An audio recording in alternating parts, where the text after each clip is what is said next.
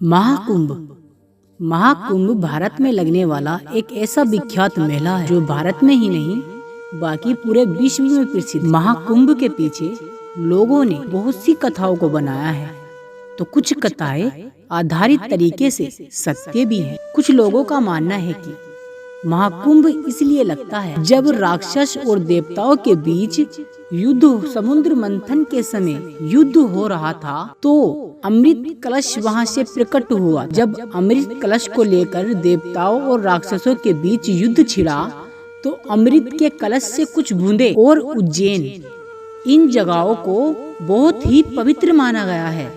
यहाँ की भारत की सबसे प्यारी और पवित्र गंगा माँ इन सभी स्थानों से होकर गुजरती है। कुछ लोगों और विद्वानों का मानना है कि यदि महाकुंभ के पावन अवसर पर कोई भी व्यक्ति गंगा माँ के इस जल में स्नान करता है तो उसे देवताओं के बराबर अमृत पान जैसा आशीर्वाद मिलता है। और वहीं कुछ लोग ये भी मानते हैं कि देवताओं का एक वर्ष मनुष्यों के देवताओं का एक दिन मनुष्य के 12 वर्षों के बराबर होता है। चलो ये तो रही महाकुंभ मेले की इतिहास की बात। अब जानते हैं कि आखिर क्या दलित समाज के लोगों को भी महाकुंभ मेले में जाना चाहिए।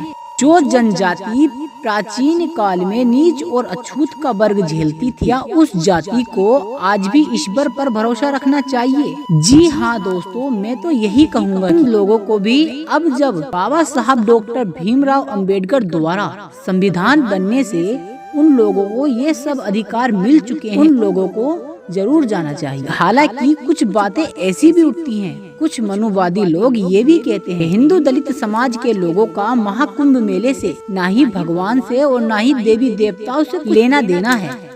लेकिन मैं आप लोगों को बताता हूँ, पुण्य और पाप का कोई नाश नहीं हो। इंसानों को वही करना चाहिए जो दूसरे इंसान के हित के लिए। हालांकि बीते वर्ष में 2024 जब अयोध्या में राम मंदिर का उद्घाटन हुआ था तो वहां पर दलितों के प्रवेश के लिए प्रतिबंध लगा दिए गए थे और शायद गूगल की जानकारी के मुताबिक आज भी वहां दलितों को अंदर नहीं जाने दिया जाता। लेकिन मैं उन लोगों से ये पूछना चाहता हूँ, यदि जातिवाद और छुआछूत था को आज लोग जिंदा रखकर आगे बढ़ सकते हैं तो वो बहुत गलत है। जातिवाद से कुछ नहीं। भारत में लगने वाला महाकुंभ मेला जो 12 साल के बाद ही लगाया जाता है और कुछ विद्वानों का मानना है कि 144 वर्षों के बाद ऐसा पावन योग बना जो महाकुंभ मेले में जो भी श्रद्धालु गंगा माँ में स्नान करेंगे तो उन्हें देवताओं के बराबर अमृत पान का सामर्थ्य मिलेगा।